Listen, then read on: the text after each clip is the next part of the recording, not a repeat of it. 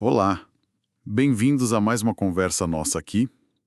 Hoje a gente mergulha em Gênesis capítulo 4. Sabe aquela lista de nomes da linhagem de Caim? Uhum, sei bem. Tem um ali que, assim, chama atenção, quase destoa, Metusael, o nome dele.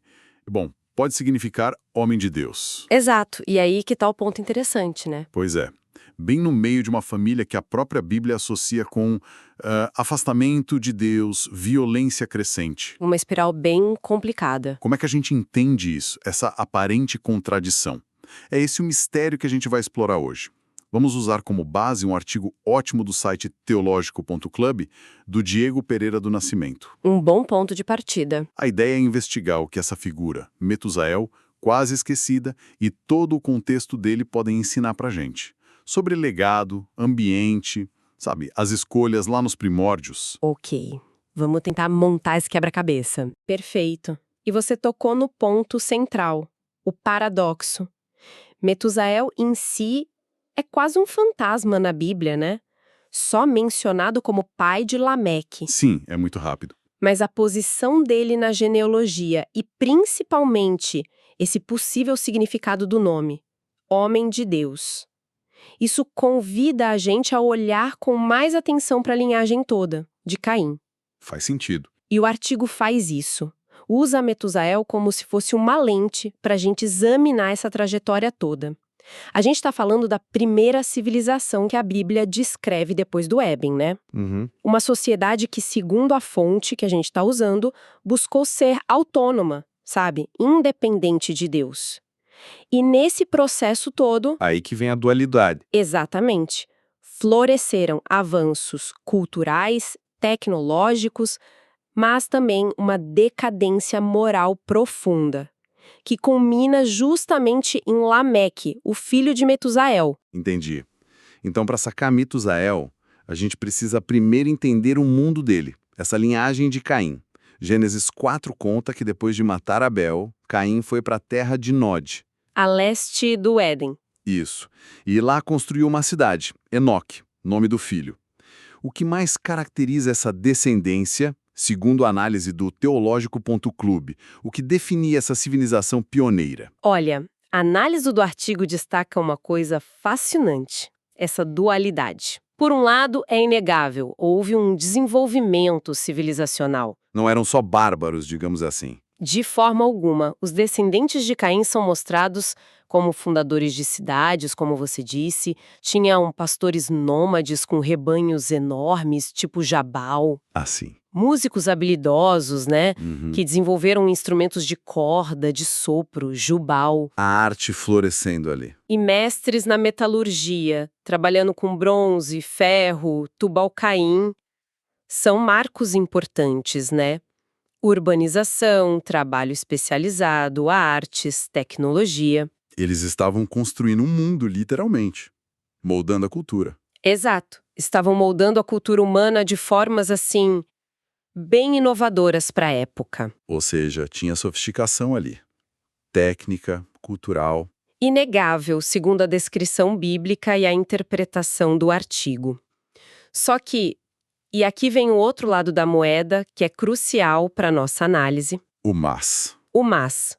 Todo esse desenvolvimento aconteceu, segundo a fonte, num contexto de crescente autonomia, um afastamento deliberado de Deus. Que começa com Caim, né? Começa com o ato dele e a partida, e a linhagem que segue parece herdar e, tipo, aprofundar essa separação. Ciência, de orgulho e, no fim, de violência e decadência moral. É como se o progresso material e o declínio ético andassem de mãos dadas ali. Precisamente, e esse cenário cheio de contrastes. Esse é o berço de Metusael. Essa tensão entre avanço técnico e valores é algo que a gente vê sempre, né? É interessante ver isso já delineado ali. E olhando a família mais próxima, antes de Metusael tem o pai dele, Meujael. Ah, sim, meu Jael. A fonte aponta um significado bem sombrio para o nome. Destruído por Deus ou golpeado por Deus. Isso já carrega um peso enorme, né? Como interpretar um nome assim naquele contexto? É um nome que faz a gente parar para pensar, com certeza. O artigo explora isso. É, no mínimo, sugestivo, Levanta perguntas importantes sobre como aquela geração se via, sabe? Será que eles tinham consciência do afastamento? Pode ser. Ou talvez sentissem o peso do legado de Caim, o fratricida. A gente não tem como saber, com certeza, claro.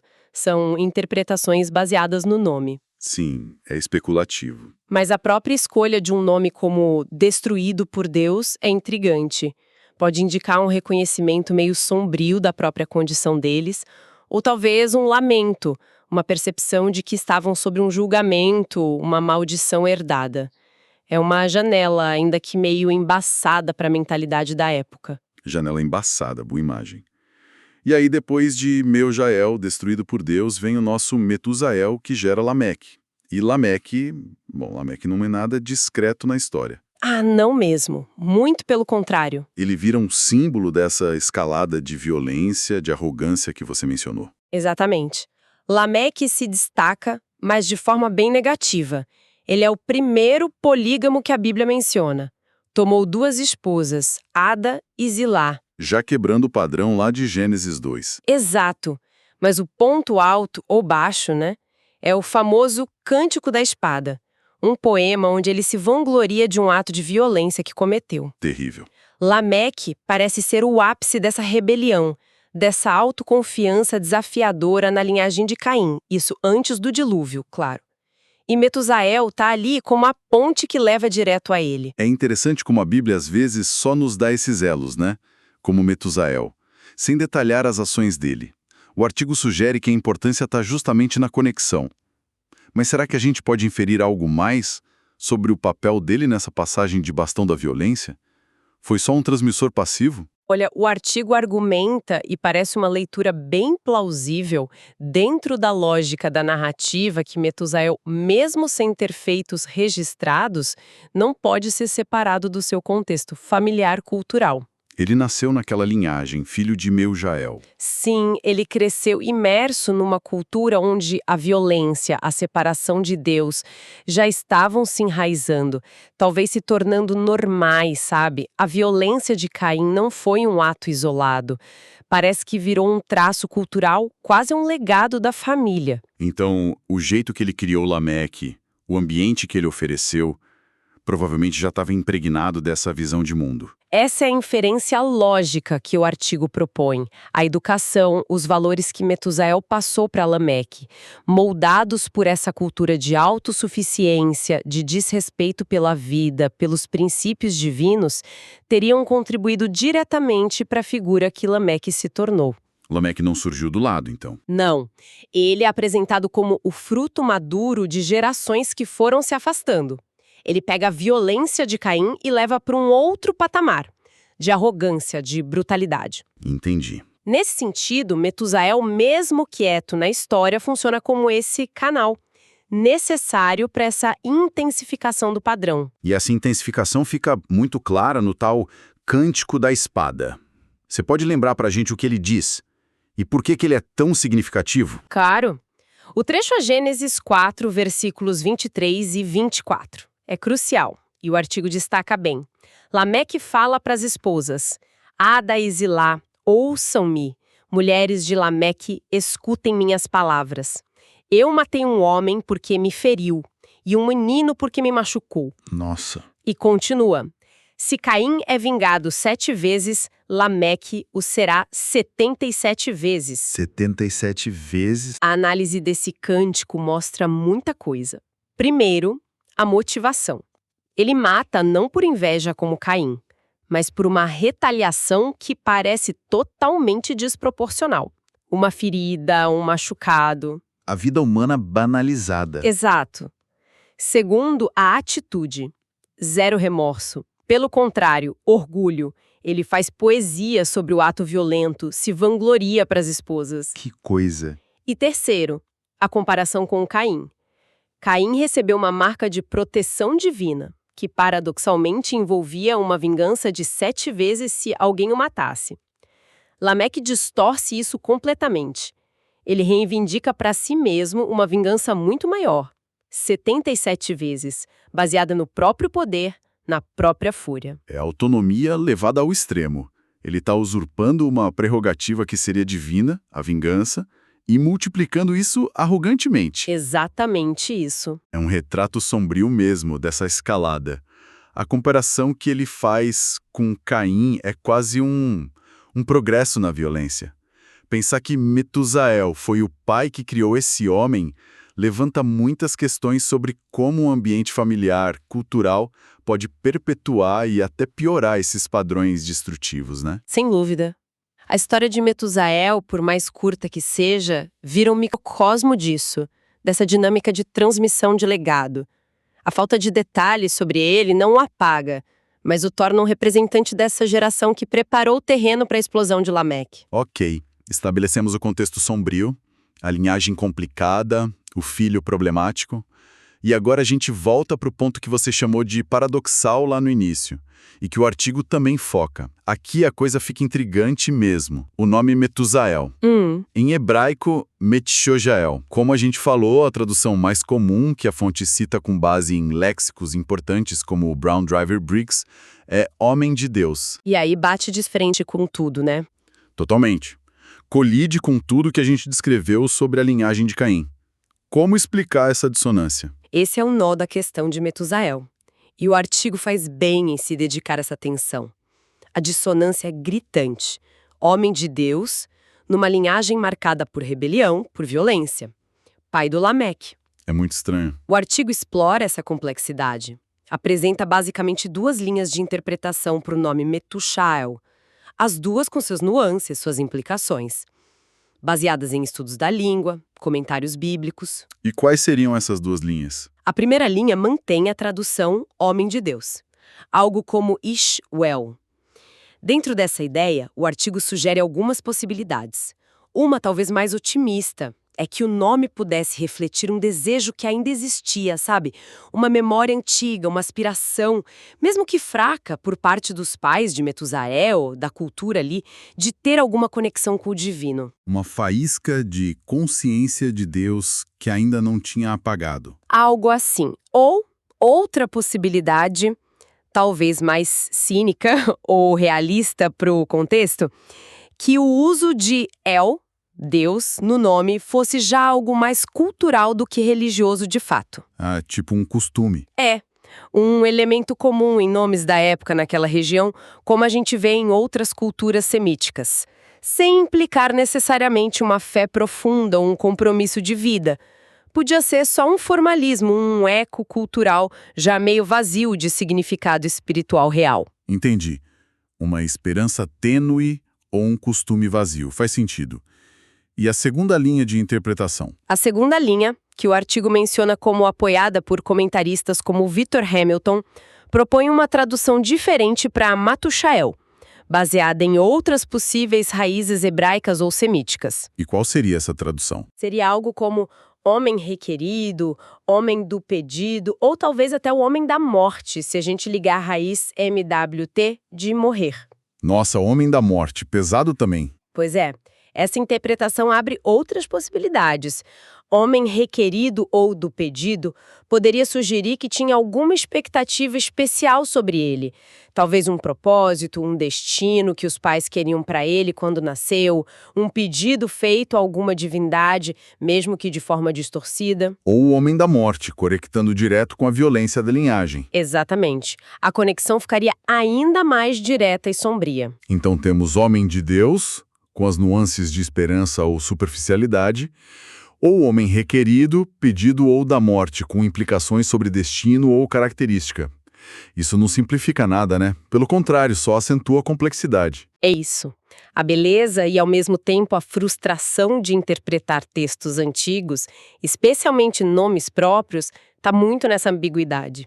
O artigo não dá uma resposta final, mas expõe as possibilidades. E talvez essa incerteza reflita algo profundo, né? Pode ser. Algo sobre a condição humana que Gênesis registra. Mesmo em contextos de aparente escuridão, de rebelião, podem surgir nomes que ecoam o divino ou expectativas sobre um destino. Se era fé genuína, ironia, esperança frustrada, costume ou um prenúncio sombrio. Fique em aberto.